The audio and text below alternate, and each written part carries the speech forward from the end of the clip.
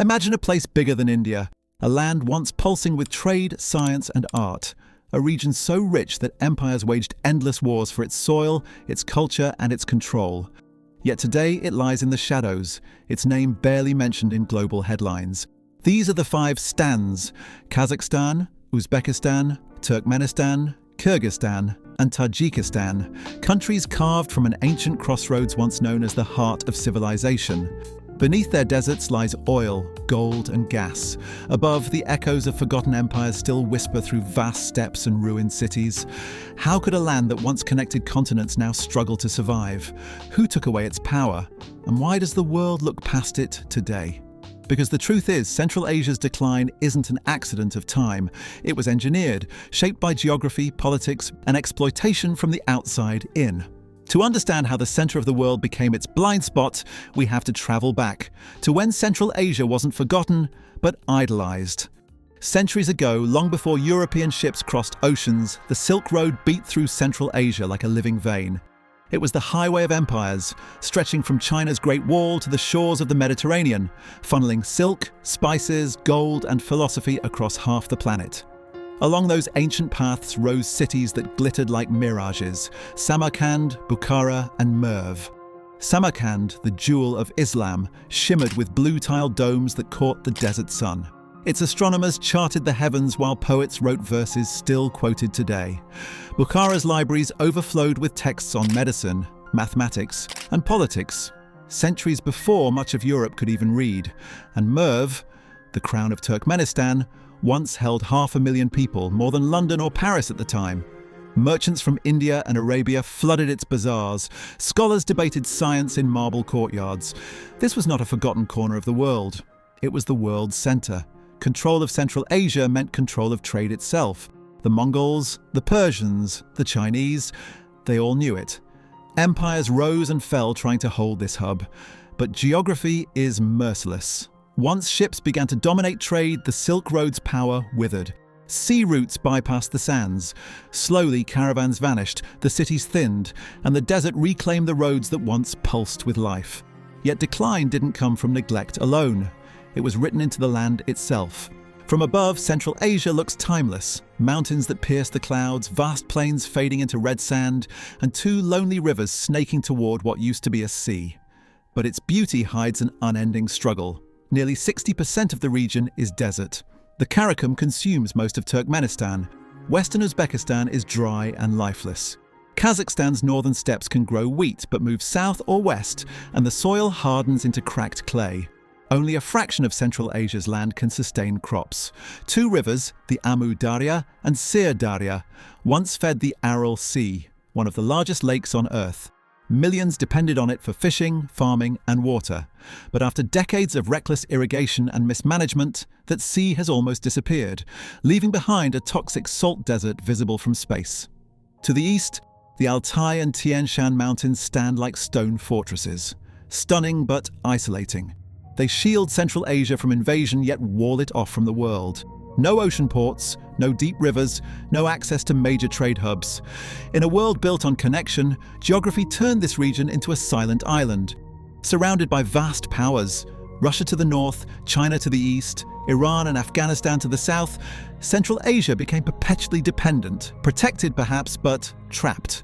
Its landscape forged its people, resilient, proud, and endlessly adaptable.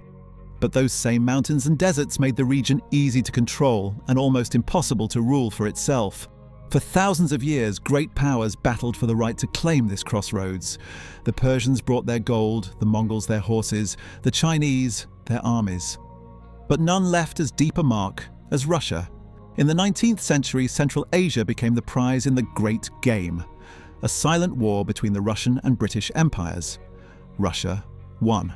By the early 1900s, its soldiers occupied the entire region, laying the foundation for a century of control. When the Bolsheviks seized Moscow in 1917, Central Asia's fate was sealed. The Soviets didn't just take the land, they redrew it. Borders weren't drawn along cultures or tribes, but along strategies. To ensure the region never united, they cut it into 5 republics: Uzbek, Kazakh, Tajik, Turkmen, and Kyrgyz, each separated by design. Communities that once shared language and blood were suddenly divided by new lines on maps. Farmers woke up citizens of different countries, cooperation turned to rivalry, ethnicity became a political weapon. It was the perfect system, nations that looked independent but answered only to Moscow. Flags changed, names changed, but control stayed the same. Those artificial borders didn't disappear with the Soviet Union, they hardened, and the ethnic tensions they bred still bleed today. But dividing people wasn't enough. To own their future, the Soviets had to erase their past. Moscow promised progress, schools, factories, modern life. But under that promise was domination. Religion was the first casualty. Islam, once the soul of Central Asia, was declared backward. Mosques were sealed, clerics arrested, traditions wiped from public view. The Basmati movement, a rebellion of faith and freedom fighters, rose against Soviet power and was annihilated. Then came the industrial dream. The Soviets turned the steppe into a work camp for cotton and grain. Rivers were diverted to feed irrigation projects on a scale the world had never seen. The result was ecological destruction so severe it killed the Aral Sea and poisoned its surroundings.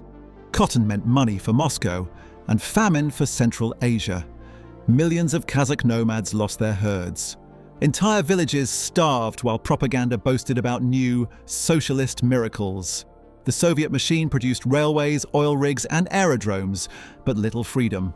Life improved for a few, collapsed for most. By the time the system fell apart, Central Asia had factories but no ownership, education without opportunity, and borders without unity.